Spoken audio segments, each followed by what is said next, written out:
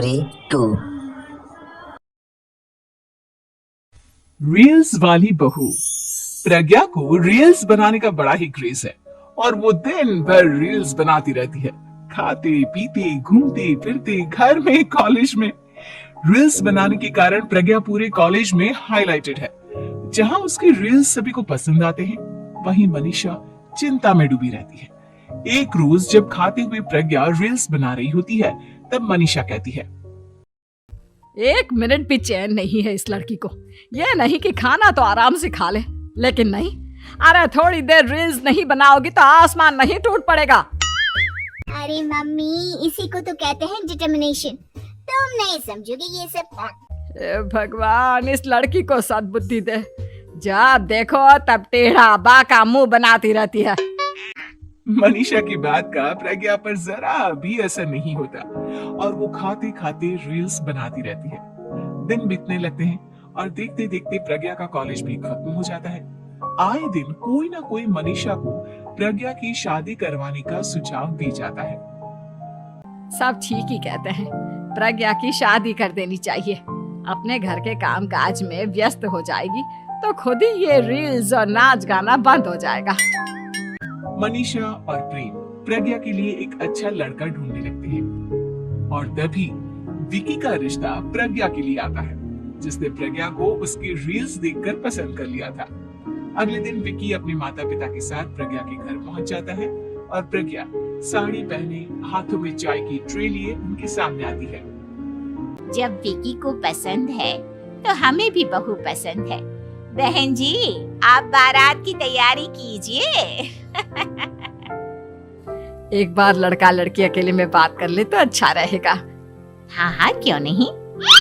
मनीषा विकी को प्रज्ञा के कमरे में भेजती है, जहां प्रज्ञा पहले से ही रील्स बना रही होती है। तभी विकी कहता है, आ गए आपके साजन जी। हमारे साथ ये रील्स कंप्लीट करती तो और भी अच्छा रहता। अच्छा जी, अब आ ही गए हैं तो बना ही लेती हूँ आपके साथ। दोनों मिलकर रील्स बनाते हैं। जब वी मीट और तुरंत पोस्ट भी कर देते हैं। फिर विकी कहता है, जब आप साड़ी में चाय लेकर आई तब मुझे लगा कि कहीं मैं गलत घर में तो नहीं आ गया। अब सही है। दोनों की शादी पक्की हो जाती है और शादी के दिन भी प्रज्ञा रील्स बनाने से चूकती नहीं, यहाँ तक कि बारात के समय भी नाचते हुए रील्स बनाती है। सभी लोग प्रज्ञा की तारीफ के फूल बांध देते हैं और प्रज्ञा नाचती गाती अपने ससुराल चली जाती है। सब कुछ अच्छा चल रहा होता है। प्रज्ञा यहाँ भी दिन भर हर चीज की रील्स बनाती रहती है।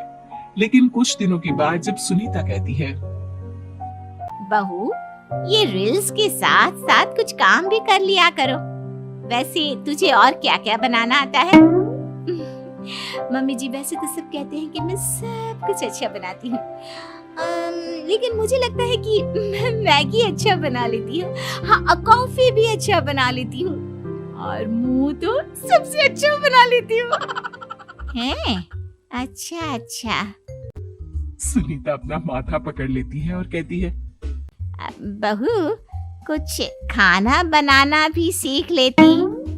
मम्मी जी, मैं लंबी प्लानिंग कर रही हूँ। जल्दी ही मैं इतनी फेमस हो जाऊंगी कि मुझे पैसे मिलने लगेंगे। हम दोनों सास बहू राज करेंगे, राज। नौकर काम करेंगी और लोगों की तो लाइन लगेगी हमसे मिलने के लिए। तेरा दिमाग खराब हो गया है क्या बहू? हंसी मजाक तक ठीक है, लेकिन इस तरह घर नहीं चलते। जितना जल्दी हो इस घर के तौर तरीकों को सीख लो। प्रज्ञा मुंह घुमाकर चली जाती है और तुरंत उसी वक्त एक रील बनाती है। ये देख सुनीता का गुस्सा 7वें आसमान पर चला जाता है और विकी के घर आते ही सुनीता उसे सब कुछ बताती है। विकी भी अब प्रज्ञा की इन हरकतों से परेशान हो जाता है। तुम टेंशन मत लो मम्मा, मैं देख लूंगा। विकी कमरे में जाता है तो देखता है कि प्रज्ञा रील्स बना रही है। विकी बड़े ही प्यार से प्रज्ञा से कहता है, प्रज्ञा, इन सब के लिए मैं तुम्हें मना नहीं कर रहा हूँ, लेकिन फिर भी हर वक्त तो ये अच्छा नहीं लगता ना। समझने की कोशिश करो, मुझे भी तुम्हारा थोड़ा वक्त चाहिए। मैं जब ऑफिस से आता हूँ तुम मुझे समय देने की जगह इसी में लगी रहती हो। तुम ज्यादा ही सोच रहे हो। तुम भी मेरे साथ रील्स बनाओ ना, तुम्हें भी बहुत अच्छा लगेगा। तुम्हें इज्जत से कोई बात समझ में नहीं आती क्या? दिमाग खराब हो गया है तुम्हारा इस चकाचौंध से। अगर तुमने अपना रवैया नहीं बदला तो मैं तुमसे दूर चला जाऊंगा।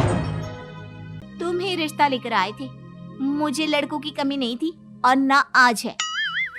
विकी दरवाजा पटककर चला जाता है। धीरे धीरे विकी प्रज्ञा से दूर होता जाता है। एक रोज मनीषा प्रज्ञा के ससुराल उससे मिलने जाती है।